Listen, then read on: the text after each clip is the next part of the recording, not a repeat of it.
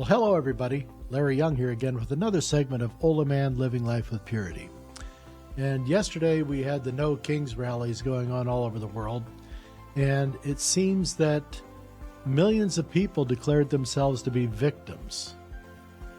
Now, victims of what? They really can't say. They could just say, it's just bad. Orange man bad. We got to get rid of him because it's bad. My feelings are hurt. We got to get rid of him. It's bad. That's all they kept saying. And it was frustrating to try to sense what their real concerns were and how they're going to be protecting a democracy that's never really existed. There's been democratic principles in place, and they're still there. There was an election. The man was elected by a pretty sizable majority, cleaning up the states with the electoral votes, getting all the 7 swing states. This doesn't happen unless there's a genuine concern and conviction behind those people voting and trying to set the terms of things. So the left hasn't been able to agree with that, and so they're going to keep fighting back. The rhetoric is building up more. They're calling for more hurt upon people who don't agree with them. They want to inflict pain. They want to take doxing to the next level to physically threaten people on an ongoing basis. And so the lid is off. The hysteria is running amok, and people want to say that this is chaos. It's not chaos. This is all by design. The people who are funding all these things have an end goal in sight, and this is part of what they want to do, is try to stir things up and get the people who may not know exactly what's going on and won't ask the questions that need to be asked so that they can sort of just comply and go along with things, and they can sort of reset the table a bit. So the No Kings revolt and protests or whatever was designed to make people feel like victims, and they wanted to create more victimhood out there in the mindsets of these people. I call them the cave dwellers, who are still watching the shadows on the wall. They're not looking at reality, and they don't have a really good picture.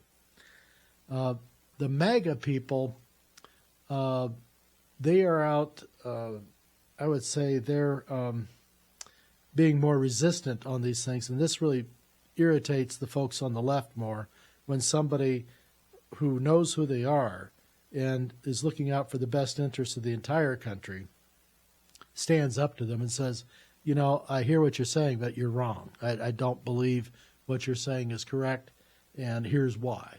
And they won't let the people on the right-hand side of a discussion even get the words out before they shut them down and start calling them fascists and Nazis and try to go back to their typical wordplay. So these kind of playbook things are being done not only by the left progressives in the world right now, but it's also being used against Western Judeo-Christian societies by the Muslims with their approach on things. So the two are very much connected as far as theories and principles. They're very much different as far as what they want their end goal to be, because the Muslims are very much against rainbow, anything. But the people with the rainbows don't seem to see it that way. They are still too confused with the other victimness to understand that they're being played. So let's get into it a little bit. So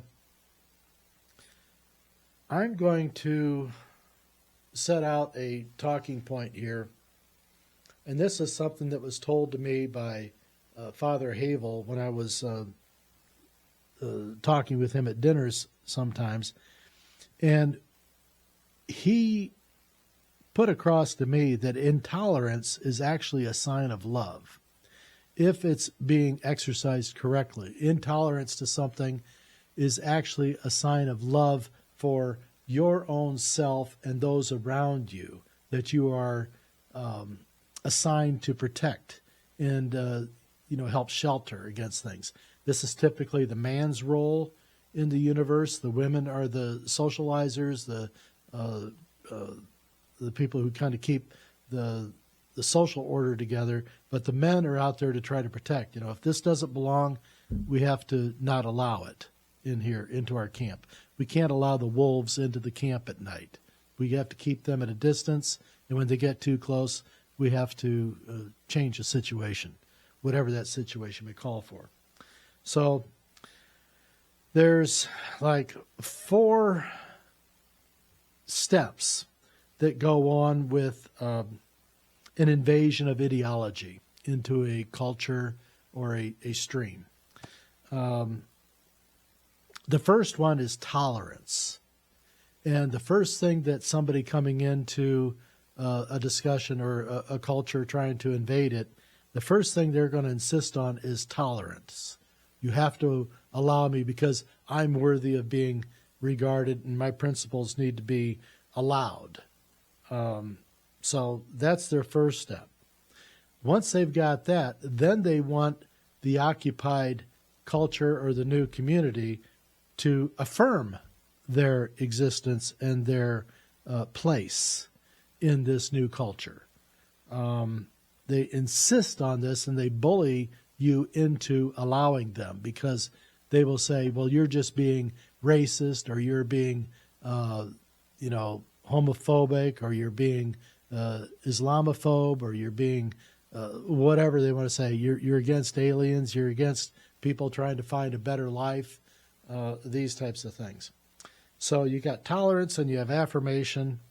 And then once they've got a place sort of at the table, then they want to be the guest of honor. They want you to celebrate their existence in the culture now.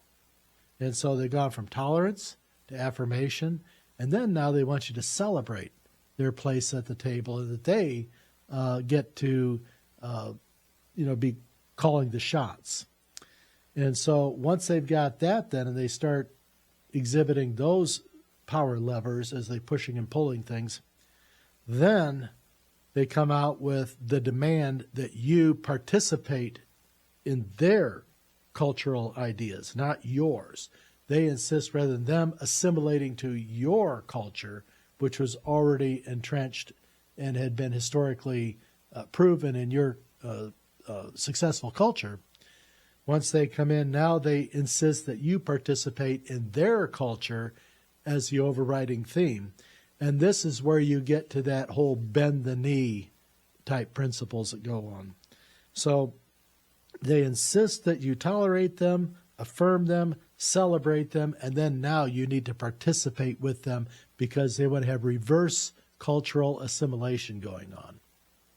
This is what the gay revolution in this country did. They came out and they wanted to make sure that everyone not only tolerated the gays and then affirmed the gays and then celebrated the gays, and then now they want you all to participate and be gay, or at least bi, or be confused.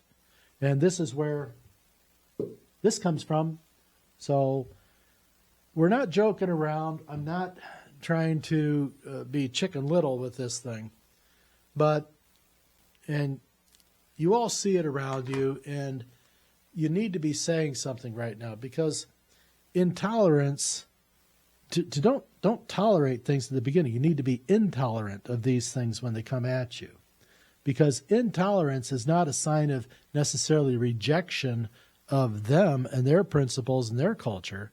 It's more about protecting you and yours and those around you. There is a difference. So intolerance of things that come in that are bad for you is not a bad thing.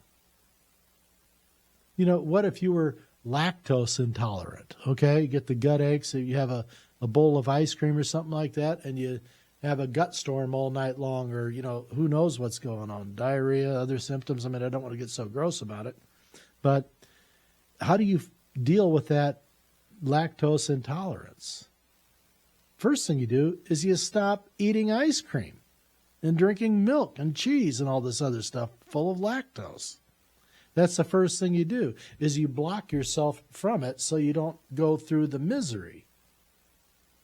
Very simple. So what do you do when you've got somebody who has declared you to be an enemy and needs to be eliminated? Or you must assimilate to them. The whole Borg thing, assimilate or die type of thing. Well, this is the Islamist playbook. They've been going at it for centuries. They went through it big time back in the Middle Ages. And this book here, Civilization's Builder and Protector, was written by Father John Knoll about a little less than 100 years ago. But in this book, he reflected on the attempt by Islam or Mohammedanism to take over Europe. And it darn near succeeded because the kings and queens and the lords or whatever, the people in charge of things weren't individually strong enough to do anything against them. So what they needed at that time was a stronger force that had more of a geopolitical strength going on at that time. And that ended up being the Roman Catholic Church. And the Roman Catholic Church was the only thing that stood up to the spread of Mohammedanism. And they stood up by being intolerant of the views being brought in by the Muslim invaders who had corrupted the Bible, changed things around, dishonored Jesus, blasphemed God in a way by challenging his authority on certain things and making them their authority. So the scholars can go back and forth on stuff. That's really not the discussion here. You can be proved, 6 ways to Sunday, how Islam is been corrupted, is based on untruthful things, and is really more about trying to subjugate people than it is about trying to lift them up. So their goals and their tactics are more like what the left and progressives are, is trying to not to build you up and make you independently powerful on your own in order to conquer, these challenges in the world as God has designed us to do, to celebrate our lives and our ability to live this pure life that we're built to do, rather than having that suppressed in us and make us be subjugated and not ever live to that level of exuberance that extols, the wonderfulness of God. So it's really come down to this battle of wills. Are you willing to stand up? Are you willing to do the tough work now for a future later on? Because if we don't do it now, we're not going to have a future. At least not anything like what we've experienced or our forefathers, designed for us, or what we expected for ourselves when we were younger. It's all going to be gone. And it's troubling to think about this, but it's happening. And it's happening faster and faster. Now, would anyone have thought in their own little weak minds like mine that the Vatican, which is the home and the seat of the Roman Catholic Church, it is the place, the seat of the Roman Catholic Church, would ever put in a space as a Muslim sanctuary and prayer room within the bowels of the Vatican itself. They went through a big fucking war to get rid of them back in the 1300s because they said they were going to kill everybody. They're still doing it today. Look at Syria. Look at Sudan. Look at Nigeria. Muslims are wiping out Christians and Catholics by the tens of dozens at a time. And what does the Vatican say? You should not do that. That's not good. They all speak Italian over there. So I understand about, allowing, to be a good host of your people coming in, but there's not a snowball's chance in hell that any mosque on this earth is going to set aside a certain portion of its interior space for priests to go in and hold holy mass. It might be out there, but I've never heard of it. And I doubt you have either. So the playbook has changed around. The Roman Catholic Church has been taken spiritual hostage by its own design for trying to be empathetic and compassionate in this moment. Well, you don't start by giving the keys over to your unbridled guests.